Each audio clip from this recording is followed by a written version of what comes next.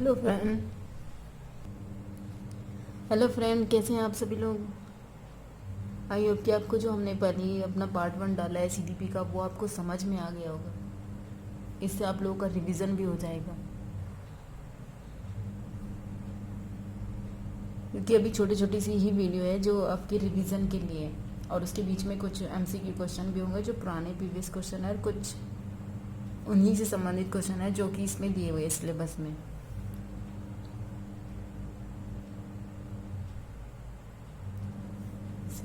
अभी हमारा chapter first ही start हो रहा है, वृद्धि और विकास। इसके कुछ अभी विशेषताएं या अवस्थाएं बाकी है जो हमने कल छोड़ी थी। हमने कल बताया था कि इसमें कुछ अवस्थाएं भी हैं। किसी ने इसको 4 अवस्थाएं दी है, किसी ने 5 दी है, किसी ने 7 दी है। लेकिन हम फिलहाल यहाँ पे सिर्फ 4 ही अवस्थाएं पढ़ेंगे, जिनसे ज़्यादा से ज़्यादा क्वेश्चन पूछे जाते हैं, क्योंकि ये चीज़ तो आप लोगों ने पहले पढ़ चुकी होगी। तो इसलिए हम अपना स्टार्ट करते हैं। सेशन पसंद आएगा कि लाइक भी कीजिएगा और सबको शेयर भी कीजिएगा, ताकि सभी का रिवीजन भी हो सके।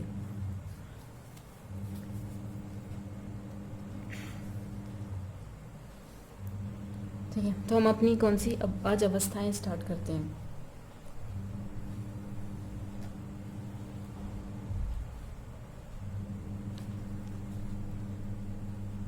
इससे पहले भी आपने अवस्थाएं पढ़ी होंगी।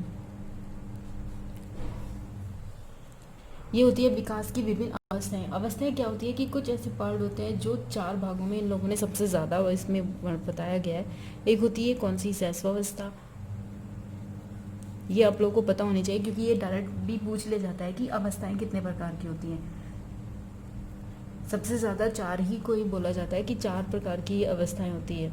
इसके बाद दूसरी क्या होती है, बाल्य अवस्था होती है। किसी ने बहुत सारी चीज़ों को, इसी शैशवावस्था को बहुत सारी पार्ट में भी डिवाइड किया है, लेकिन सिर्फ ये ज़्यादा इम्पोर्टेंट है।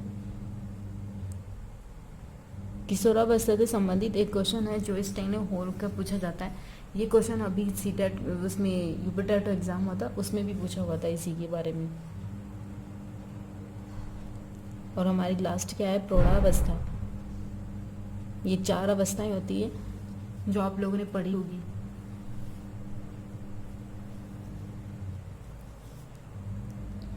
ठीक है, इससे पहले और भी अवस्थाएं हैं, जैसे गर्भावस्था काल होती है, प्रीनेटल पीरियड्स इसको बोला जाता है।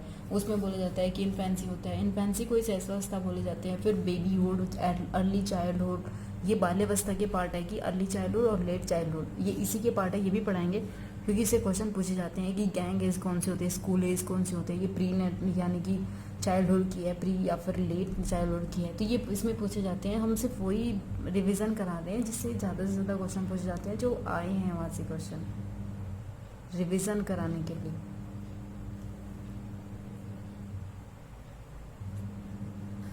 इसलिए इनकी एज भी पूछी गई है, लोगों ने देखा होगा।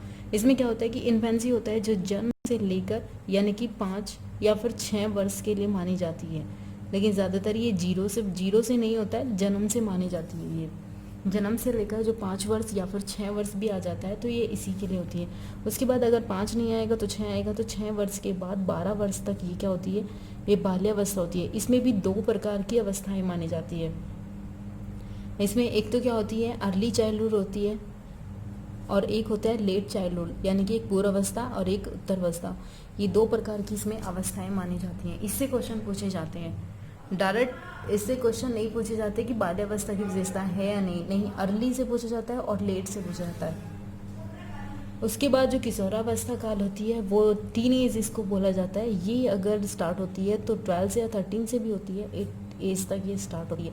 उसके ऊपर जो भी होती है 18 प्लस अबव, ये इसके लिए होती है प्रौढ़ावस्था।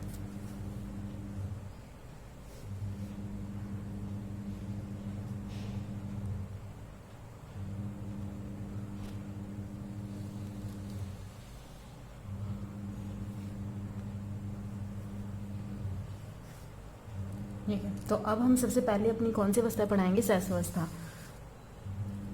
कोशिश करेंगे हम इसी वीडियो में ही ये कंप्लीट हो जाए, चारों की चारों। अगर नहीं होगी तो फिर नेक्स्ट बना देंगे। उसके बाद फिर हम उसी में ही एमसीक्यू क्वेश्चन कर लेंगे अपने 20 से या फिर 25 क्वेश्चन होंगे। इसमें पुराने भी होंगे, कुछ नए होंगे, इसलिए उनको बहुत ध्यान से पढ़ेगा।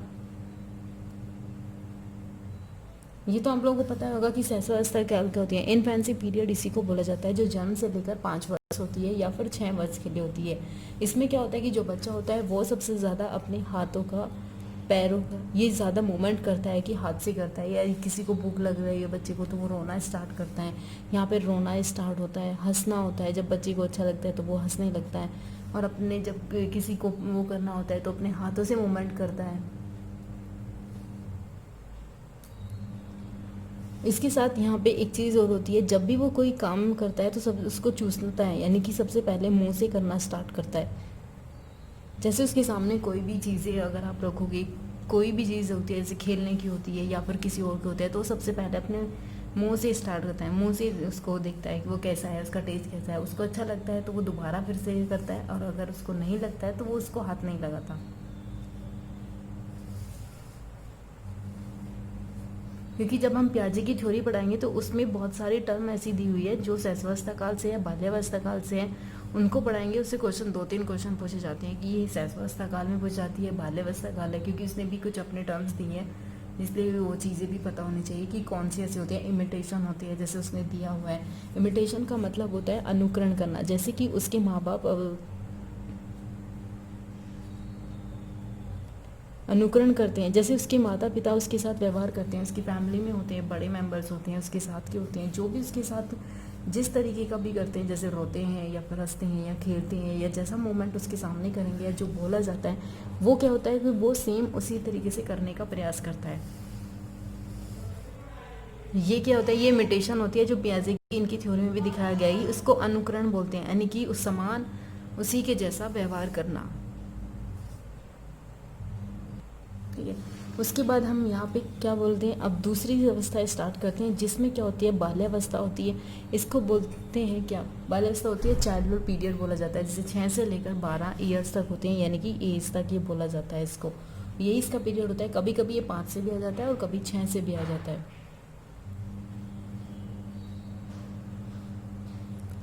इसमें दोनों ही आती हैं, एक आता है अर्ली चाइल्डहुड और दूसरा आता है लेट। इसमें 2 अवस्था होती है, एक होती है अर्ली चाइल्डहुड, यानी कि इसको क्या बोलते हैं, पूर्व बाल्यावस्था काल इसको बोलते हैं अर्ली, और दूसरी क्या होती है, उत्तरावस्था काल। ये पूर्व होती है, ये उत्तरावस्था काल होती है।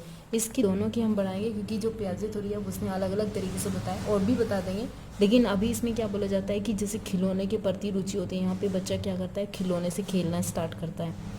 उसके बाद यहाँ पे स्कूल में जाना स्टार्ट भी कर देता है, 6 से लेकर 12 वर्ष में स्टार्ट कर देता है। इसी में ही एक क्या होती है, गैंग एज इसी को ही बोला जाता है। इसी में एक क्या होती है, प्ले, यानी कि प्ले एज इसी को ही बोला जाता है। इसमें क्या होती है कि लोग फ्रेंडशिप यानी कि फ्रेंड बनाने स्टार्ट कर देते हैं, यहाँ पे ही स्टार्ट होती है। यहाँ पे कुछ उनके इंटरेस्ट बढ़ जाते हैं, यानी कि खेलने के इंटरेस्ट या बात करने के इंटरेस्ट, दोस्त बनाने के इंटरेस्ट, और यहाँ पे सबसे ज़्यादा अपने ही सिमिलर सेक्स की तरफ होता है, यानी कि समान सेक्स की तरफ होता है। मतलब लड़का होता है तो लड़के की ज़्यादा खेलता है, लड़की होती है तो लड़की के साथ ज़्यादा खेलती है। तो यहाँ पे क्या होता है, एक सिमिलरिटी होती है दोनों के साथ। ग्रुप बनाना स्टार्ट कर देते हैं, एक ही यहाँ पे क्या होती है, ग्रुप आ जाता है कि कुछ बच्चे होते हैं कि ग्रुप में रहना स्टार्ट कर लेते हैं, दोस्त बनाते हैं, गैंग एज यहीं पे बोला जाता है। प्ले एज भी होते हैं, स्कूल एज है, इसी को बोला जाता है। इसको अलग अलग भी बताएंगे, लेकिन अभी ये दोनों बाल्यावस्था की ही बताई जा रही है।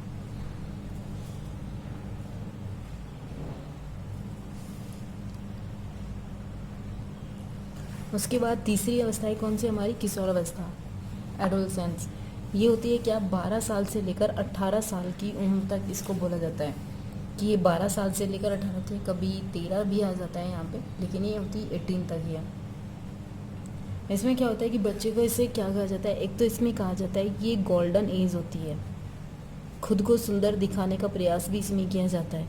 उसके बाद इसमें क्या होता है कि एक विपरीत सेक्स के प्रति इंटरेस्ट बढ़ जाता है।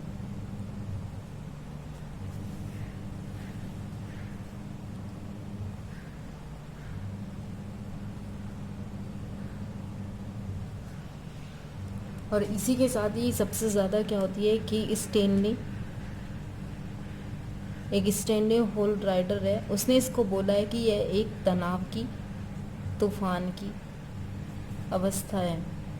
कौन सी, अब ये किशोरावस्था के बारे में बोला है। स्टैनली हॉल ने इसको बोला है कि ये तूफान की और तनाव की सबसे ज़्यादा अवस्था है। क्यों? क्योंकि इसमें कुछ ऐसे चेंजेस होते हैं, एक तो इसमें फिजिकली चेंजेस बहुत ज़्यादा होते हैं जिसकी वजह से, और दूसरा होता है मेंटली चेंजेस। इसमें दोनों ही चेंजेस एक साथ होते हैं जिसकी वजह से कुछ स्टूडेंट या फिर कुछ ऐसे इंसान होते हैं जो इन दोनों के बीच में कॉम्बिनेशन नहीं कर पाते, जिसकी वजह से जो आगे वाली एज होती है या फिर ये एज होती है जो गलत दिशा में भी जा सकती है।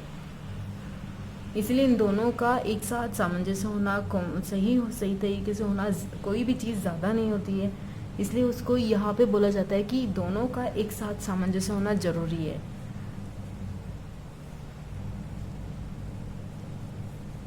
इसलिए सबसे ज़्यादा जो परिवर्तन होते हैं, या फिर इस यहाँ पे एक चीज़ और बोली जाती है, सबसे ज़्यादा जो परिवर्तन होते हैं वो इसी एज में होते हैं, इसलिए सबसे ज़्यादा परिवर्तनशील एज भी इसको बोला जाता है।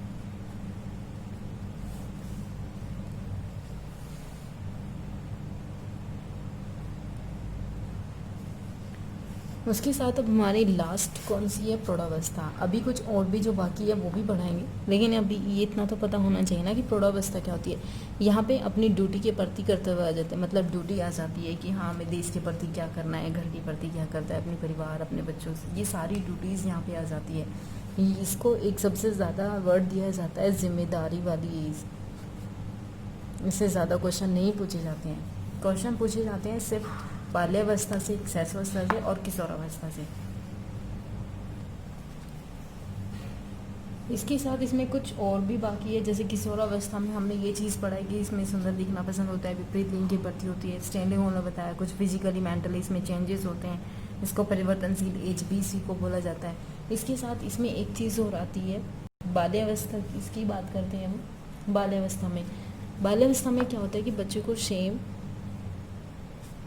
एंड प्राउड की भावना भी आती है, मतलब शर्म और गर्व, ये दोनों की अवस्था इसी में ही आती है। ये क्वेश्चन पूछा हुआ है कि सेम और प्राउड की अवस्था कौन सी बोली जाती है, तो शर्म या गर्व की अवस्था बोली जाती है बाल्यावस्था को।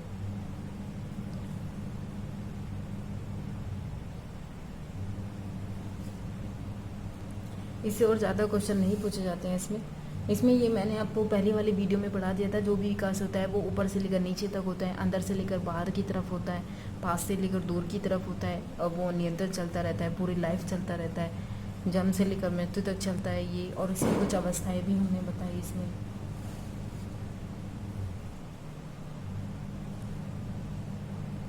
और कोई नहीं है। इसमें सिर्फ 4 अवस्थाएं बताइए, शैशवावस्था, बाल्यावस्था, किशोरावस्था, प्रौढ़ावस्था, और इससे कुछ रिलेटेड क्वेश्चन होंगे वो भी बताएंगे। अगर यहाँ से कुछ छूट गया है वो भी इसमें हम क्वेश्चन से ही से कंप्लीट करा देंगे।